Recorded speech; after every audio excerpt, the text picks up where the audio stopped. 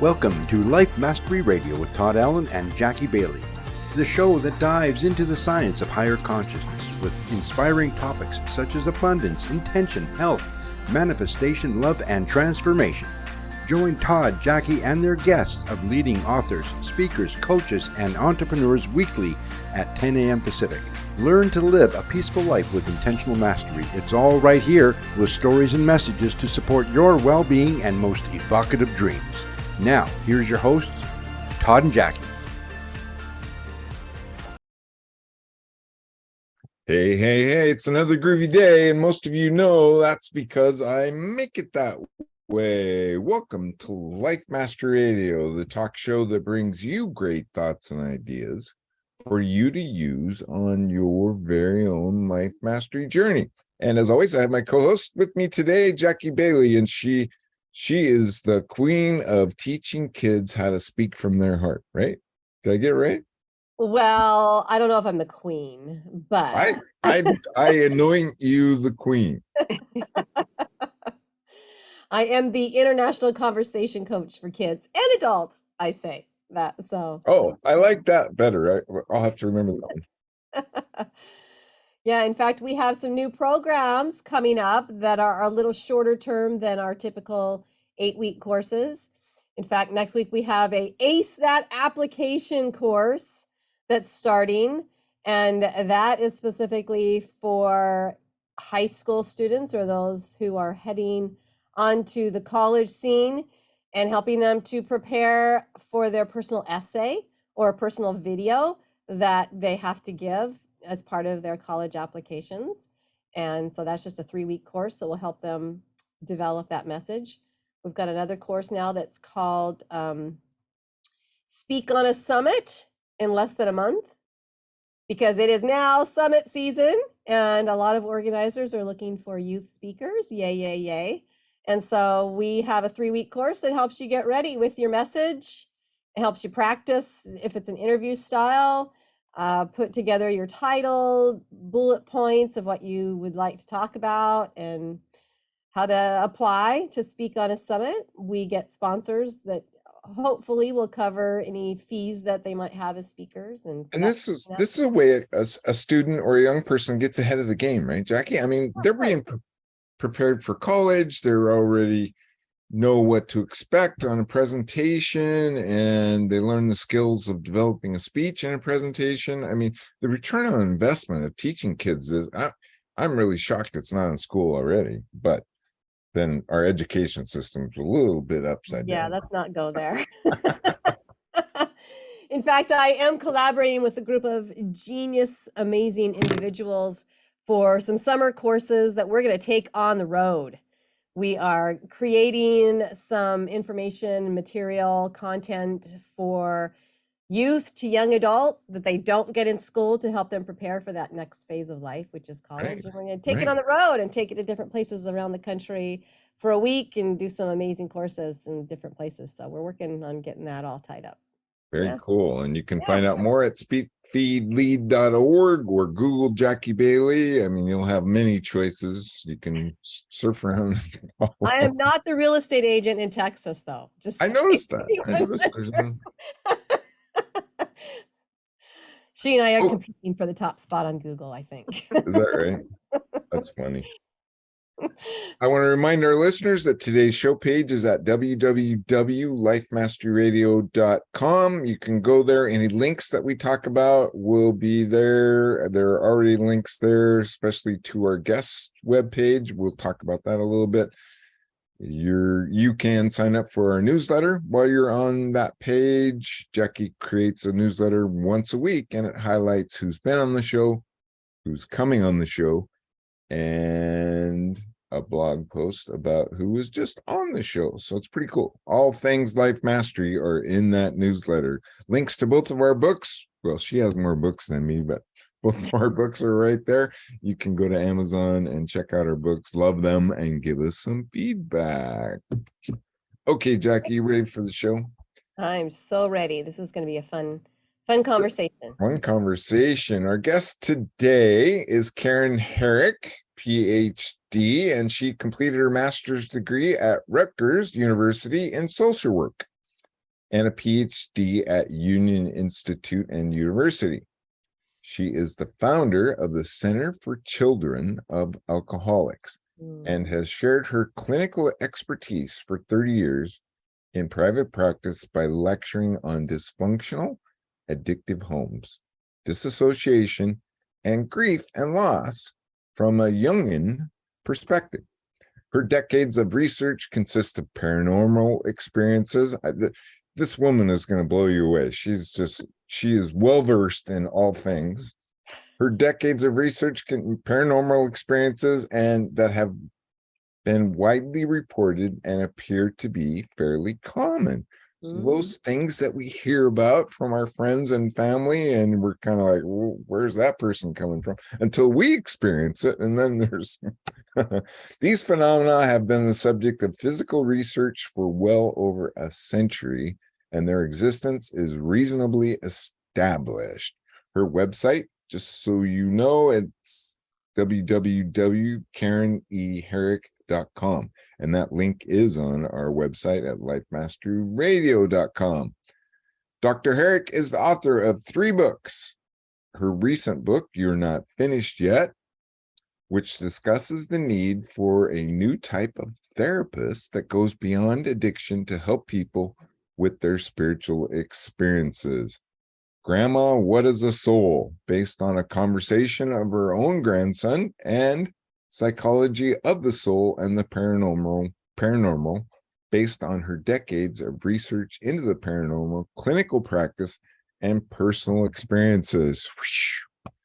My goodness, Karen, you are just, you're full of it, lady. You're just full of it. That's all I can really say. Thank you, Todd. You did a great job. Welcome to the show.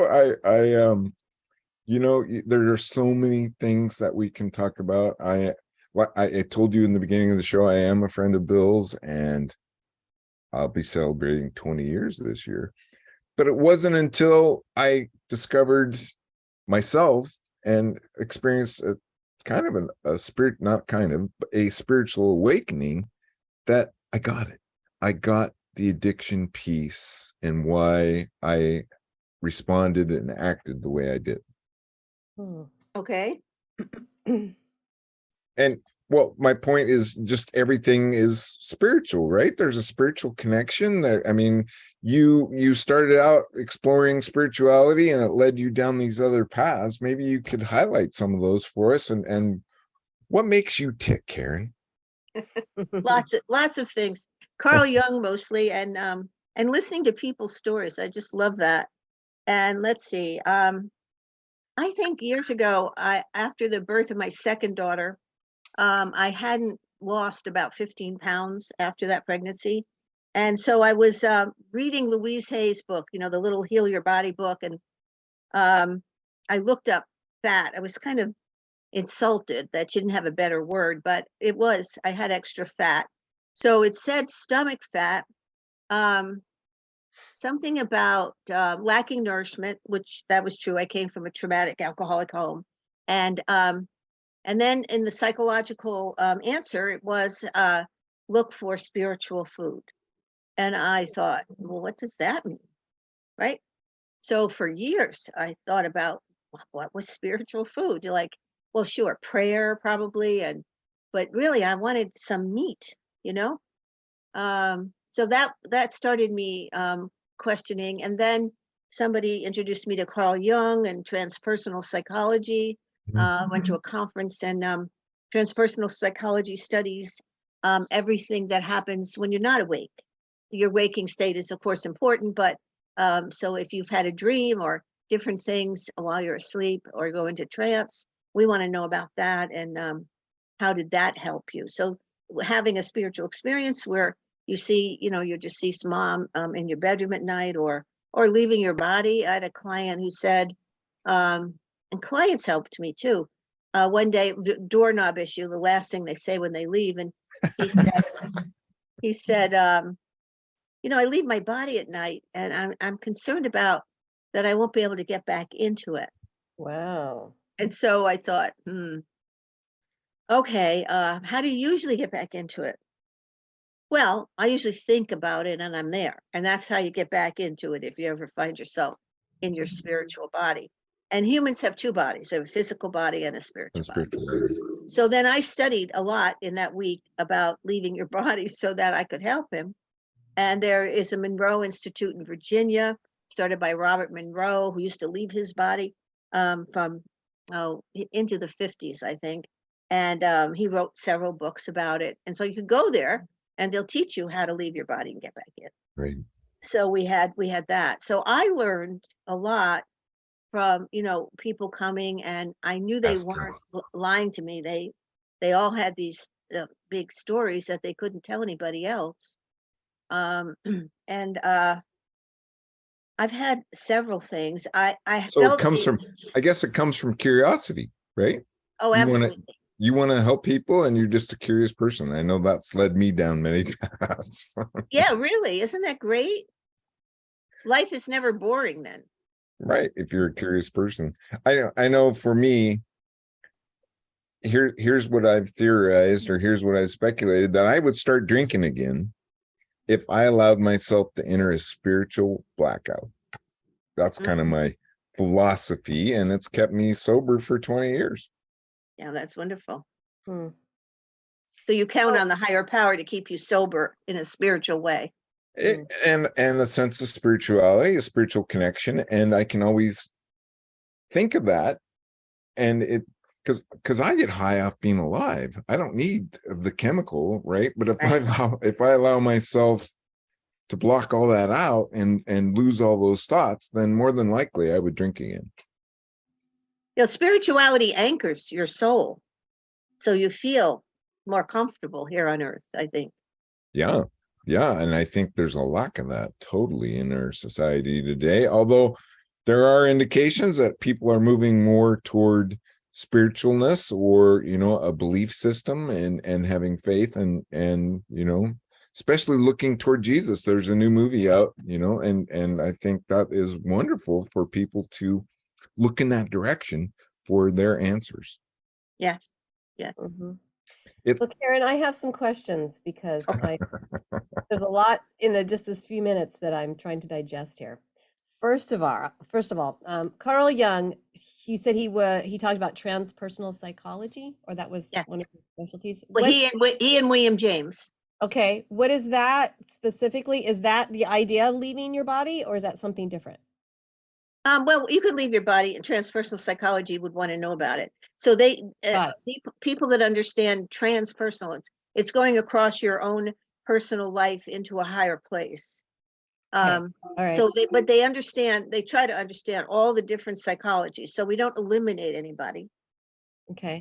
But then if you happen to have a spiritual experience, we have a place for it. Got it. Okay. So does that include meditation? Oh, sure. Yeah. Anything. Okay. Yeah. Okay. So meditation is some part of leaving your body, then? Is that? Well, no, meditation is a way that you ground yourself here on earth in order to have a more peaceful life. Okay. And really, I think that's important to be spiritual, is to lessen your mental activity. You're thinking all the time, right? So don't think, just breathe, garden, walk around the yard, do something where you're not thinking. Yeah.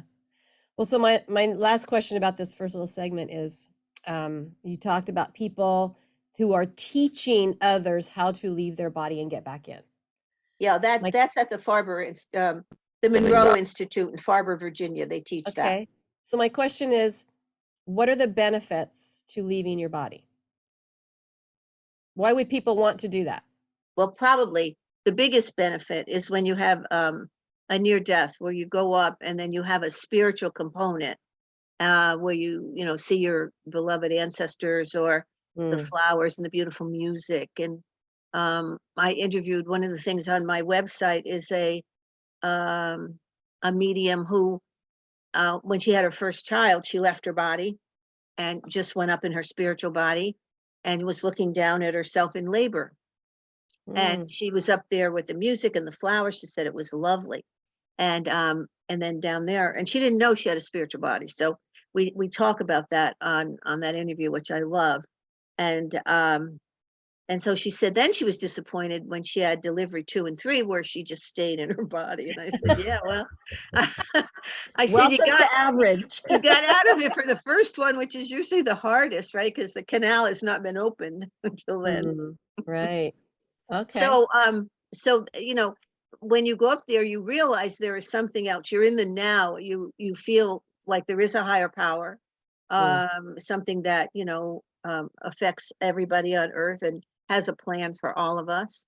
And you see your deceased loved ones. 20% of people have a near death do that, and so then they know they're there, and so they have a connection, which makes them feel better down on Earth.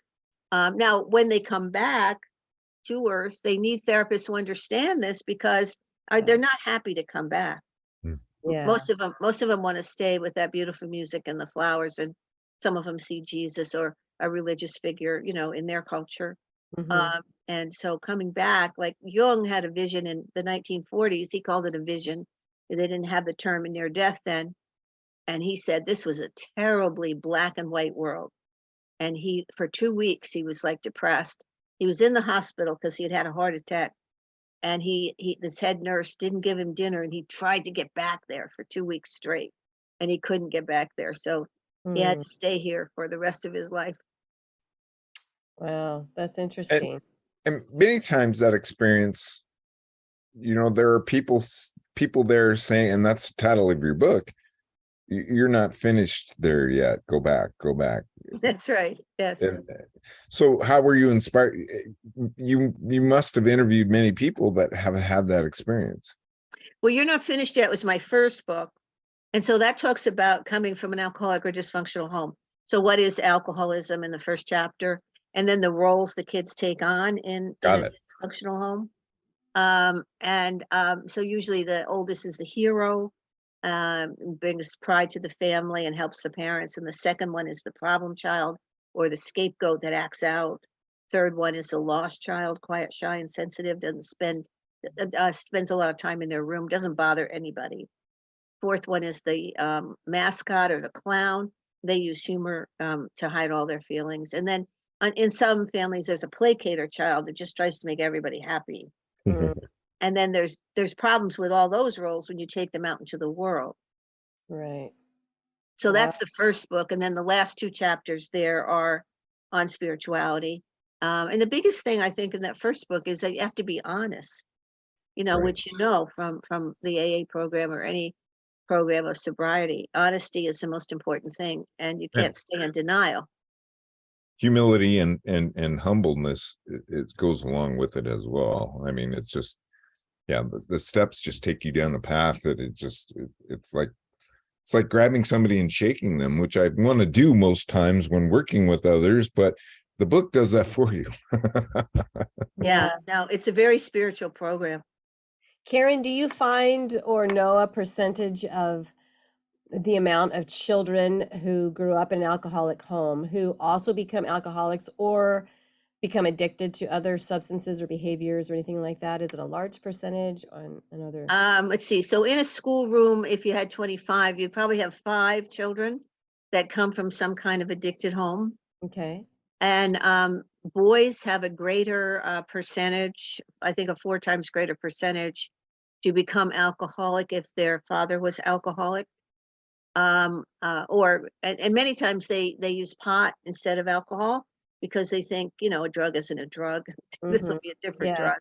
drug. But leads to other things too sometimes. And then girls usually marry alcoholics, Mm. try to take care of them, Yeah. which I did. Yeah. Wow. Yeah, so So tell us a little bit about your background. That first book, was that based on anything about you or about Yeah, yours? well, You're Not Finished Yet. Yeah, I was premature. So my mother would said when you were born, you weren't finished, because I didn't Mm. have eyebrows or fingernails and all that kind of stuff. So I thought, well, that's really true for some people in therapy too. They're really still not finished. Yeah. So how do we get finished? But yes, I was raised in an alcoholic home. My father was alcoholic. He was a truck driver, and uh, they had 3 children. Me, I was the oldest, and then my brothers were 4.5 and 5.5 years younger than me. Wow. So I was the one that had to help my Being the mother. mommy. Yeah, had to help my mother get him out of bed, because the trucking company had a rule. We lived in upstate New York, so he would drive from there to New York City. That was an overnight. And so if he left, he's supposed to leave maybe 7 o'clock at night. And so they would call about 5 or 6, and they had to speak to the driver.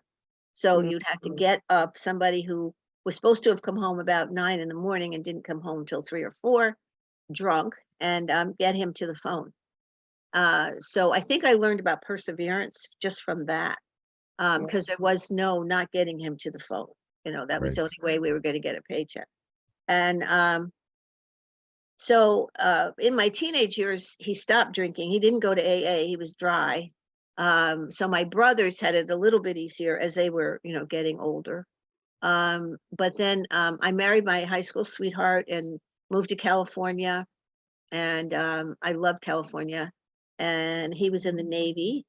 And so we had 2 girls. And then when he got out of the Navy, he wanted to come back to upstate New York. I wanted to stay there. And but we came back, and because there was a management program waiting for him with one of the big grocery stores if we had stayed there. And I was really one of these kind of person coming from an alcoholic home that I was going to make it, whatever that meant.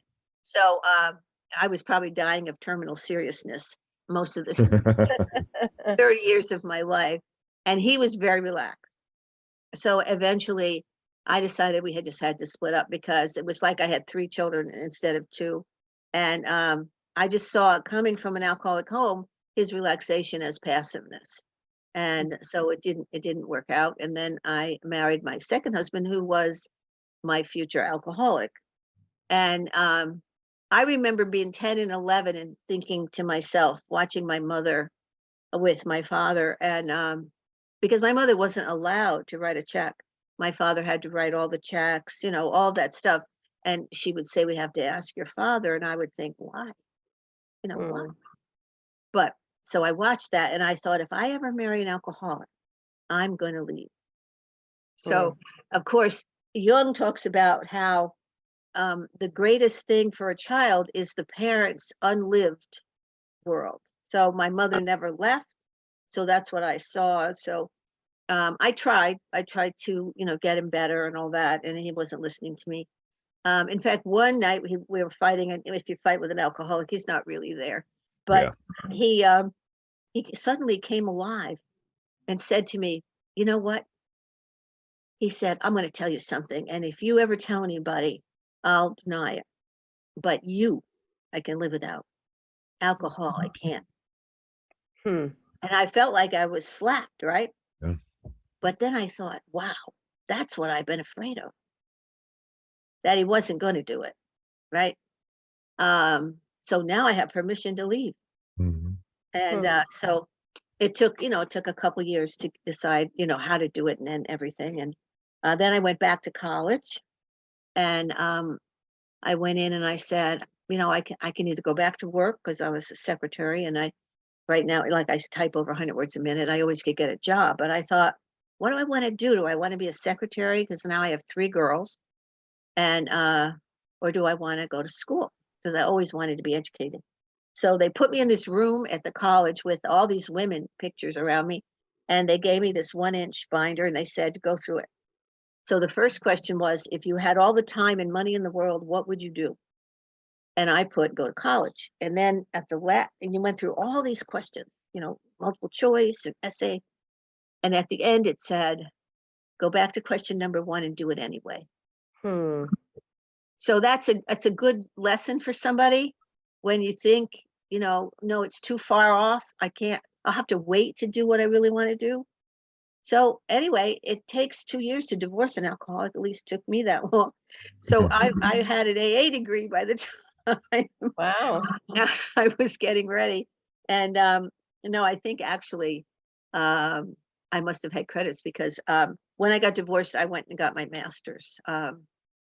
So that was part of what pushed me to do what I wanted to do,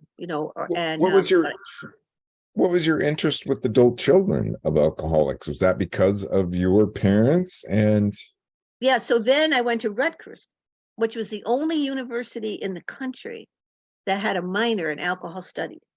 Well, So, you know, little innocent me gets up there and you know, he drank and he drank, you know, maybe I'll take that minor. Mm. And it told me my whole life. Everything I went through was explained to me. And that poor teacher, I was always raising my hand. Excuse me, could you repeat that? Yeah. Because, you know, when they say something that's just for you, it's hard to hear it. So you didn't get just an education about that subject, but you got an education about you, right? I did. Wow, that's cool. And Well, then when I came back to Red Bank, I taught at a local college, alcohol, drugs, and human behavior, a course that I evolved because I thought somebody should know this is a disease and I shouldn't have to wait to get a graduate degree to find out it's a disease. You know, that was years ago when we didn't have as much education as we have now. Hmm. Hmm. yeah. So what have you done with all that knowledge since then, Karen? Tell people Well, what I you started the Center for Children of Alcoholics, and then I was a speaker for the Division of Alcoholism for the state of New Jersey. And so I went around to different, and we did workshops then and conferences. So that was a lot of fun. Hmm. And we started a group here in New Jersey, Coalition for Children of Alcoholics. And so that took about 5 or 6 years I was really busy. And then I ran groups, would run 3 or 4 groups a week, and I saw people on Saturday. I mean, I was having a ball because I had been married to somebody who was very controlling with the money. And so, you know, what he tried to do the last couple of years, being divorced and everything, was starve me out. And I could just make money and go to work, and it was wonderful. Hmm. And teach what I wanted to teach, you know. Right. Yeah. Teach your passion. Yeah. And And so then I taught about the unconscious, because when I learned about Jung, you know, Freud says the unconscious has all of your childhood memories and then also everything about sexual repression. So Jung, he was working when he got out of university at a big mental hospital. It was a block long, and Freud was starting to put people on the couch and hypnotizing them, and that was part of his therapy. So Jung was trying to find models of therapy. So he went and visited Freud, and the first time they met, they talked for 14 hours because he was doing it in Vienna and he was doing it in Switzerland. So, you know, that was great. But Jung's model of the unconscious is that you have the first layer is your life, what happened to you? And then the second layer is your parents' lives and how did they affect you? Mm-hmm. Then the third layer is DNA. You had ancestors and how do they affect you? And then the fourth layer is your culture or your country. How did that affect you? And then the fifth layer is your self/soul. So Hmm. he's the one then that believed in a soul. And his family had been lots of ministers. He must have had 10 ministers in his yeah, family, grandparents. And his mother was psychic. So he had this mother that he said she was a pretty good mother, but every once in a while she'd come out with something in the conversation that had nothing to do with what you were talking about. and, and then he said at night, you wouldn't go in her bedroom because there were lots of noises and voices coming from there. Hmm. So and sometimes she would go away for a while. So I assume she went to a mental hospital, but I haven't read that. But and so his father was a minister, and his father didn't know where God was. He knew that. And by the time he was 15, he had read every book in his father's library, and he said, God's not in there. So so he was kind of like, I was looking for God too, because I thought, well, God isn't coming down here because this is too messy, you know.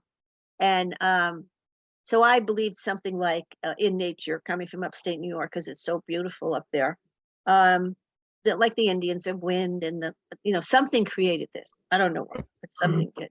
And I attended Protestant churches because that's how I'd been raised. My mother had been Catholic.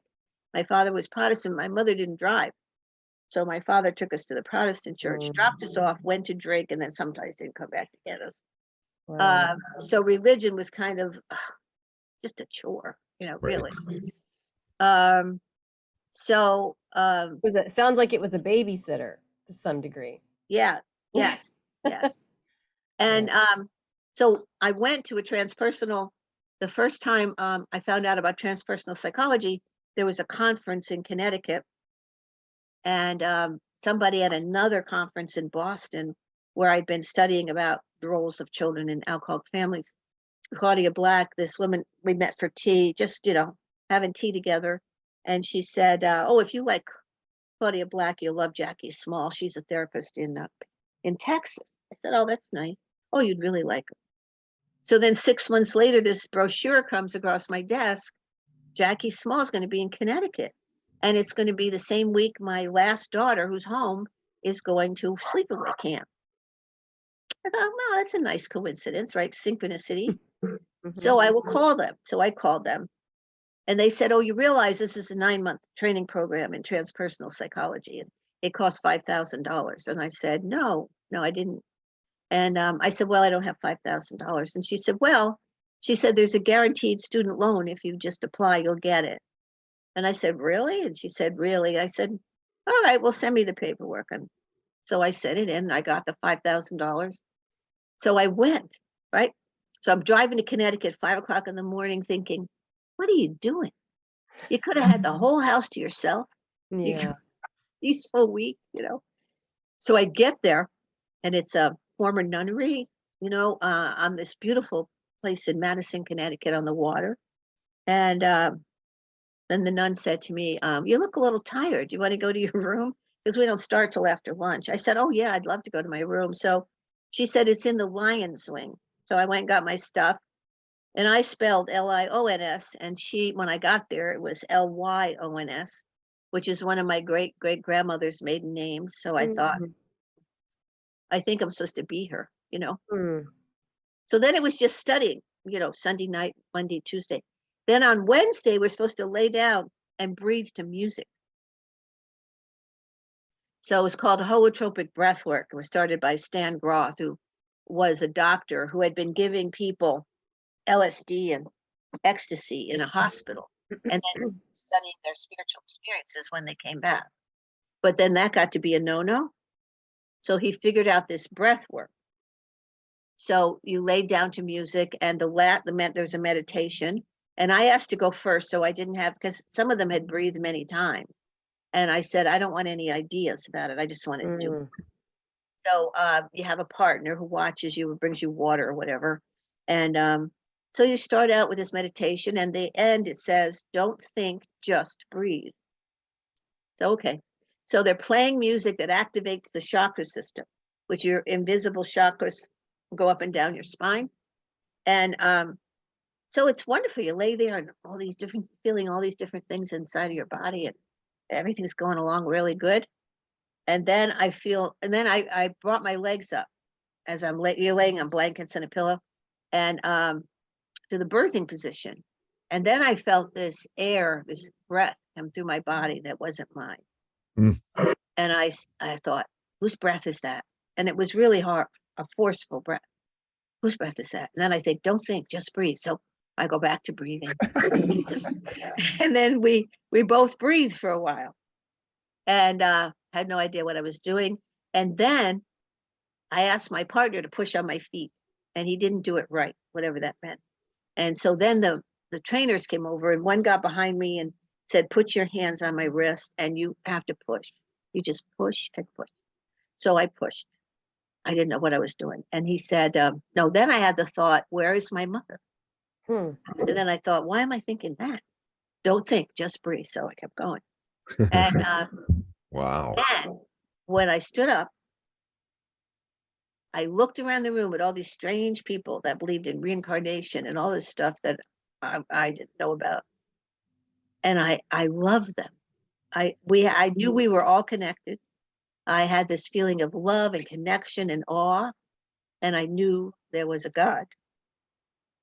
And that was just beautiful, right? And then you weren't supposed to talk to it. And I knew we were connected to the whole world. We're just all connected. And then you're supposed to go in another room and draw in this mandala, which is just a circle on a page. And they believe that mandala drawing will bring all the chaos that you just experienced into some meaning. So I drew a flower, grass, a sun, Had no idea why I was drawing that. And then we went to lunch. Now I thought this had taken about 20, 25 minutes, and it had taken 4 hours. Yeah. So I lost connection with time and space. I went somewhere. Hmm. And so after lunch, we're on a circle. We're supposed to explain our drawing. And I just said, I don't know why I drew this. And she said, oh, well, that's a rebirth drawing. You had a rebirth.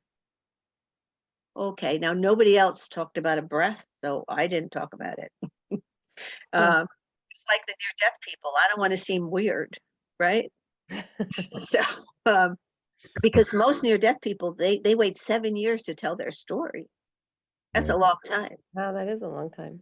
But I haven't told this story. I mean, this happened in 1986, and I'm just telling this story. So Was that a spiritual awakening then for you Yes. about God? Is that what the whole idea was? That I you knew there was a God. I just knew it, and I felt it, you know? And that's like you go from a sensory reality like we are today, past, present, future. This is real, this computer, your station. And we go into the now, which is a clairvoyant reality, which has no past, present, or future. You're just in it. And when you're in it, you're kind of not even aware of yourself, but you're aware of this higher power or some kind of feeling that brings you awe and love. You know, your heart is really affected. And so it took me like a year and a half to figure it out, what happened to me. And then they all went out for pizza that night, and I thought, no, I'm not leaving. I'm staying here. I was like, I need to know more. I need to be here. And that's a crazy world out there. So I was kind of in between places for a while. And then Friday, I was supposed to be the lead car on Saturday going back to Newark Airport, and 3 people were following me. So I said, come on, Harry, you got to get it together. We'll figure this out, you know. And so I did. And of course, Bill Wilson, founder of AA, when he's prayed, if there is a God, please take away my desire to drink. He said an air of spirit came through him. And so by that time I'd read enough that I thought, yeah, that was the Holy Spirit. And that's what you felt, you know. But in between that, going to the conference and coming back, I had the craziest stories of people that came in here, and I believed everything they said because I had just had this crazy story, you know. And I think I got those because when you come from a dysfunctional or traumatic home, you have more of an ability to disassociate because of what happens to you in your childhood. You disassociate so you're not in the room with them fighting, and you go someplace else. So that when you're set up to have a spiritual experience, or you're on a cardiac table, or you're in a car accident, you're going to be one of the first ones to leave your body because you know how to disassociate. So, but all the people that came to me came from these kinds of homes. So I had a lot more, I think, spiritual experiences told to me than an average therapist would have. Right. And I also had my own, and I also had read about Jung and his, and having a psychic mother, you know, and Jung and James, who he went to mediums with his wife because they lost a toddler child, and she wanted to know where her son was. And then they started going to mediums in Boston, and he started studying them, and he called them mental healers. And they studied them at Massachusetts. So to prepare you for the work that you needed to do, it's your feeling that all this occurred so that you had a better understanding to help other people. Yes, and then I read about James's life and going to mediums and Jung and his psychic mother, and you go to class, you don't ever get told about that.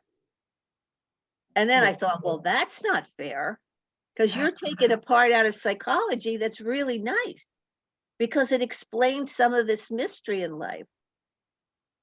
Do you think that subject is often not breached by people because they're afraid that someone in psychology is not going to be a spiritual person, so they leave that out? Yeah.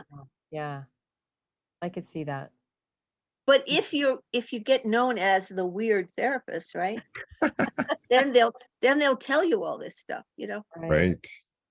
Yeah. Right. So is that what you call yourself, a weird therapist? Well, that's what they call me. They say, you know, she go back to California. I said, somebody has to live in New Jersey and do this, you know.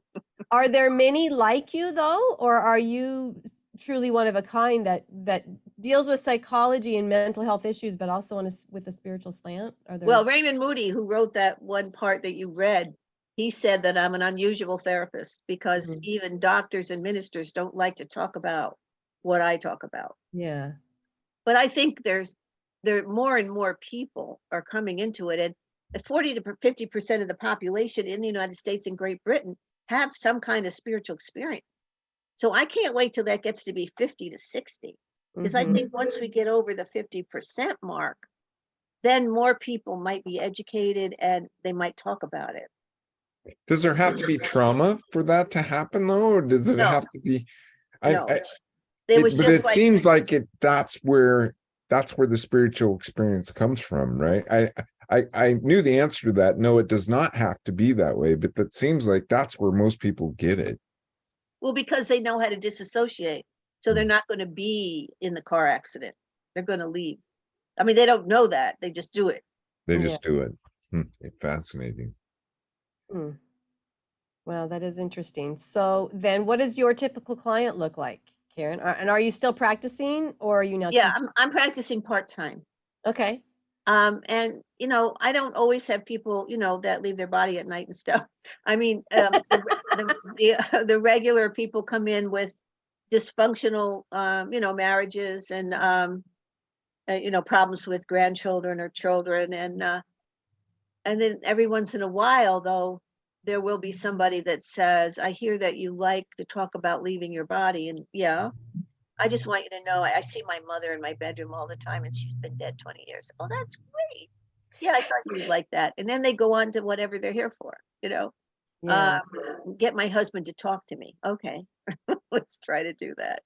Well, you're Uh, and you're actually today looking for those stories. Is that correct? Maybe oh, you yes, could give an appeal to our listeners of what it is you're looking for, because you're compiling research on the go as we speak, right? I am. And a lot of my research has to do with mediumship, because people who have chronic grief, I have felt that the best way to help them after 8 or 9 months of them feeling so guilty, and this is especially men who lose their wives, they really feel guilty about some of the things they've done. And I must have caused her to have the heart attack. And I don't think so. And I want you to go to a medium. I really do, because number one, it's been 9, 10 months and you're still grieving. And we have children here that you have to start to parent. Yeah. And so anyway, I do everything I can to get them to, I have a medium list where I send them to 1 or 2 mediums. And once they have that connection that their person is still up there somewhere, through the medium, that they don't have the guilt. They come back and they're lighter. This one gentleman in particular, he came in after a while and he said, "All right, I'll go, but I only go in once." Yeah, that's all we need, just one. Hmm. And I say, and I can't predict your wife's going to come in, right? You can't predict that, because it depends on the spirit world who's coming in. But you lost your parents, you lost an aunt and uncle, last year and a half. You've got Somebody's a going to lot. come visit you. Somebody's going to come. I guarantee you. I said, I put my practice on the line, you know. So they go and they come back. And he walked in and he was like a different person. I His can shoulders imagine. were down. He was relaxed. He said they all came in. Hmm. Wow. And he said, but I'm not going back. I said, did I say you had to go back? No. Okay. Wow. So, but anyway, anybody who has a spiritual story, especially if they haven't told anybody, please send it to me in my email, which is Karen@KarenHerrick.com, or, go on the website and get the email. And I would love to hear it. And, then I could tell you some characteristics that, because that's what we're trying to do or have done in this 100 to 200 years where people have actually been studying this. Yeah. Is there characteristics for each different kind of, spiritual experience? And we could kind of label yours if you want to know, what you'd be called and how many other people. And if you want to read a book about somebody who's had something like you've had, there's lots of books out there. Would you say dreams are the same thing, or are dreams different than most of the spiritual experiences that you're hearing about? No, in fact, dreams where people have felt the presence of a, a deceased person, are they just can never forget it, that dream. Yeah, in fact, before the show, Karen, I shared with you a dream that I'd had regarding my grandmother, and you gave me some really great advice. So, if you don't mind letting me repeat that so that so your audience can hear the advice you gave to me, would that be Sure. okay? So, I'd mentioned that my grandmother, who's passed away many years now, but as a young girl, I spent a lot of time with her. I have a cousin that's the same age as me, and so we were always at either each other's houses or her house every weekend. And so she was a big role model in my life. And she'd been gone 10, 12 years when I had this very significant dream, in that I saw her come in. I was actually asleep in my dream, and I woke up to see her coming into the room, my grandmother, pushing a shopping cart. And there was something in the shopping cart, because it was a big mound of something in this cart, but it was covered by a tarp and I couldn't see what it was.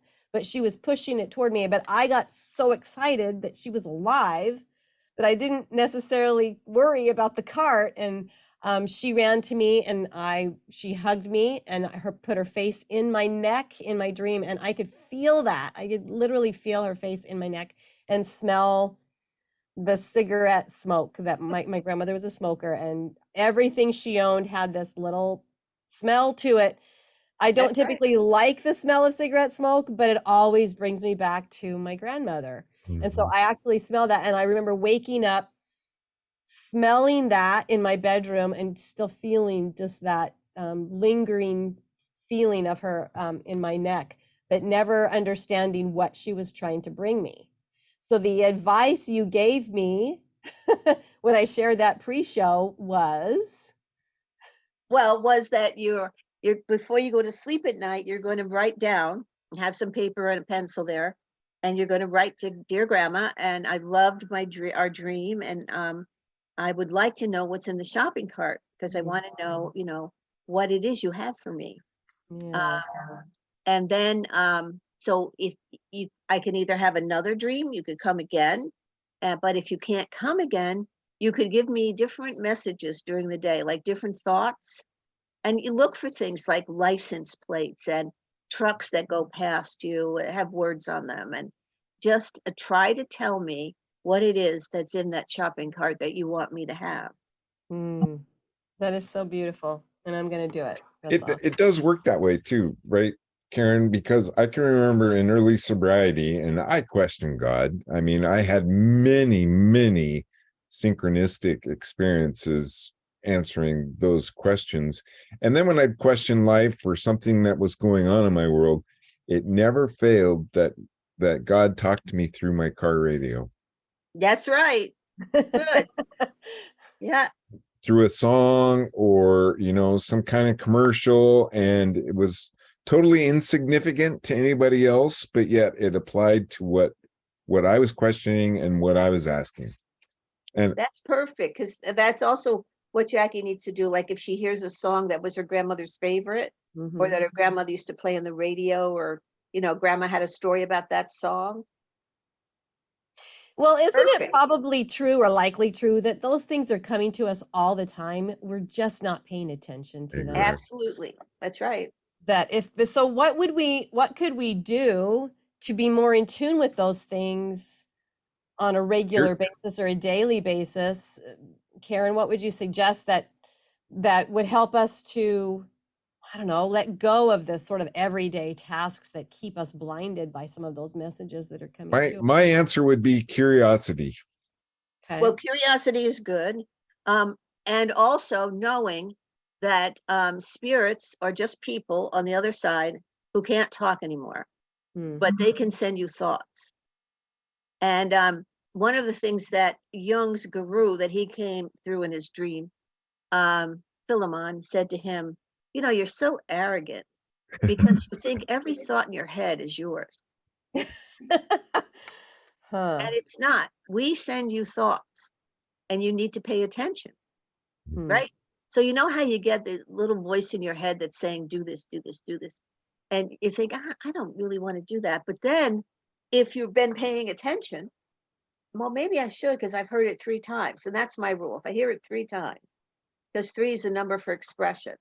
Well, Hmm. maybe I will call that person, or maybe I will read that book that's just sitting there on the table. Um, and okay, all right, I'll do it. Right? But I do believe first you have to believe that you get other thoughts that aren't yours, Right. and that they know something up there, because usually spirits come to you when they want to tell you something, like don't sell the house before you find the money in the attic, that kind of stuff. Yeah. Um, or I mean, really, we've had all kinds of stories like that. Um, and uh, and they may have, a premonition, don't do this, um, and they just may want to connect. Maybe they're just lonely, Yeah. because that Well, could be too. it sounds evident to me, Karen, based on what you've said, that the people who claim to have these spiritual experiences, out of body, in body, in dreams, whatever, they just happier people? Do they tend to be happier people? Yes, eventually they tend to be happier people. Okay. Like once they found a group they could talk to, um, IAN's International Association of Near Death People. Those people are great. They used to have conferences. Now they have them online, but you could go there, and they have groups all over, the world, like AA. And you could, even if you didn't have a near death, if you had just had something weird happen, you could get with those people, because they do believe also, they call it STE, spiritual transforming experiences. Mm, Well, many times you have something, but you don't know that it's supposed to transform you yet, because you're not sure what it is. yeah. Yeah. So, or read a book, Google near death, or Google, my deceased mother in my bedroom, or talking to grandma's spirit, and see what you get. Somebody's written a book about it. Yeah.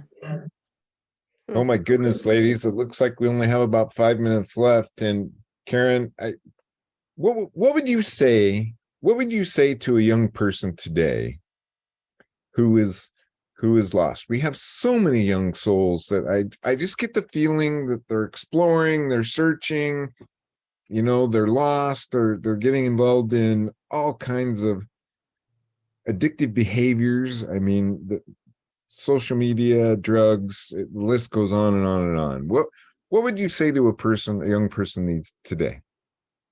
Well, number one, I mean, if they're doing a lot of negative things, think about, how that's making you feel, and is that improving your life? Mhm. Because I have people in here. I had a person last week. Well, I'm not an alcoholic. Well, what's your definition of an alcoholic? Well, a person that has a drink a day. And I thought, not a good definition. But Mm, anyway, I just said my definition is somebody who's having negative problems in their life as a result of using a substance. Yep. If it's causing a problem, it's a That's problem. right. And I think you're having that, right? So anything that you're doing that's causing you a problem, there's all these numbers on TV at night, 800, whatever, they'll help you. Call a crisis line at your local hospital. Tell them you want help. And then once you get in, and join a 12-step program. So half of life is showing up. You got to show up. Nothing's going to happen if you lay on the couch at home and feel sorry for yourself. Nobody's going to be knocking on your door usually and saying, please come and join our group. So half of life is showing up. Go out there and do something different. Get yourself to a place where there are people that are healthier, and that, because there's lots of people out there that want to help you. Yeah, we have a huge mental health crisis in Yeah. the United States these days, and a lot of the problems that we're experiencing and see and hear about is because of that. And I don't know, you just want to reach out and just shake people, but that's not a good solution either. And that the answers are out there, but yet it isn't prevalent enough for them to explore it. Well, it will be prevalent enough when they have a crisis and they think, what am I going to do? Exactly. So a crisis is an opportunity to do something different. And when you show up, chance usually rules. So you have a better chance when you show up of finding an answer than if you just stay at home and feel sorry for yourself. yeah. Wow, that's powerful. Yeah, that is And really powerful. you made one statement earlier when you were talking about your own childhood. You said you were lacking nourishment. And I've been pondering on that. Can you tell me what that had to do with growing up in an alcoholic home and how Spiritual that nourishment, wasn't it, Karen? Spiritual Yeah, nourishment. that's Yeah. right. was Yeah. that what it was? Lacking spiritual nourishment or Yeah, not because it actual? said to look for spiritual food. I had no idea what that was. Got it. Okay. Because I got taken to church with an alcoholic father. I mean, I do remember at 5, I went to Sunday school and they said Jesus loved me. And I said, he does? Mm, And I remembered that for the rest of my life. Yeah. And somehow I had to fit that into some kind of a pattern. yeah. But going to, as an adolescent, going to church and having an alcoholic father, you had to, either hope he was there or find him, but so you could go home. Spiritually, there was nothing. And my mother just felt guilty her whole life because she was a Catholic that had married a Protestant. And I remember, I was not a good adolescent sometimes, I would Yeah. say, well, how come we're eating fish sticks on Friday? We're not Catholic. I would do those things. Yeah. And I think you should talk to a priest. Why don't you go talk to a priest? Because you have some kind of a problem, I would say. Yeah. Well, I know hypocrisy is probably another thing that's taught to young people in homes of alcoholics, because they see She one was thing happening, but they're told they have to they have to keep these rules or do these things, but their parents are doing exactly the opposite. And Yes. so there's this hypocrisy. Plus, they also are required to lie to cover up the alcoholism, right? So Well, Right. you're Right. taught to lie. You're yeah, taught that it's okay to lie, and Right. it's yeah, yeah. it's a never-ending cycle that just It's a wonder that we ever get healthy and can do anything. It really is, because when you think about, when I came out in the world, I was so innocent about the world. But Yeah. my house was such a mess. I thought, oh, these people out here, they're going to be fun. Right. Yeah. So I had a good attitude anyway. Right. Wow. oh my goodness, ladies, we are out of time. Karen, thank you so much for showing up today. Oh, I hope you'll come back because this has been a great discussion, and I think there's so much more that we could talk about. I would love to come back. You guys are fun. It's a great discussion. I think we created some awesome content. Perhaps you good. should quickly remind people where to find you, Karen. Yes, and I do, like tomorrow night, I'm going to be teaching on the internet on Jungian psychology. So I teach other therapists and just interested people. And that would be on my website, KarenEHerrick.com. And then I'll be talking, I think, at a conference in April or May on exceptional experiences. So, every organization has a different term. And so that'll be on there also. So there's other free podcasts on there, of other people that have interviewed me. So if they want to find out more, they can certainly do that. Nice. Excellent. KarenEHerrick.com. You can go there today, or you could go to lifemasteryradio.com, and we already have the link there. So you just click on the link and away you go. And then you could sign up for Jackie's newsletter and it would come in your email again. So you would be double reminded how to find Karen and check her out. That's about Jackie, you got a big smile on your face. Interesting show. Did it take you down a different road? Karen, you're very fun to talk with, and you're knowledgeable at the same time, and very uplifting in your message. So you got this wonderful, perfect triad. Oh, thank you so much. And it's great to meet people like you guys that are doing it too, I know. If I could download your brain into mine, I'd be way ahead because you have so much knowledge. That's about all we have time for today. I hope you enjoyed the show. I really hope that you'll tell a friend about the show. We have a YouTube channel. You can find it, Life Mastery Radio with Todd and Jackie. All of our shows are there. You'll find something interesting. And if you really like this show, leave a comment. Tell us about it. If you know of somebody you think we should interview, leave a comment. Tell us about it, and we'll explore that as well. Lastly, please, please, please make it a great day, because it is all about choice, and choose to live your life the Life Mastery way. Bye-bye for now. Bye, everybody. Thank you for tuning in to Life Mastery Radio. Join Todd Allen and Jackie Bailey and their guests of leading authors, speakers, coaches, and entrepreneurs weekly at 10 a.m. Pacific. Learn to live a peaceful life with intentional mastery through stories and messages to support your well-being and most evocative dreams. Visit their website, www.lifemasteryradio.com. Join their mailing list and be notified about upcoming guests. That's lifemasteryradio.com.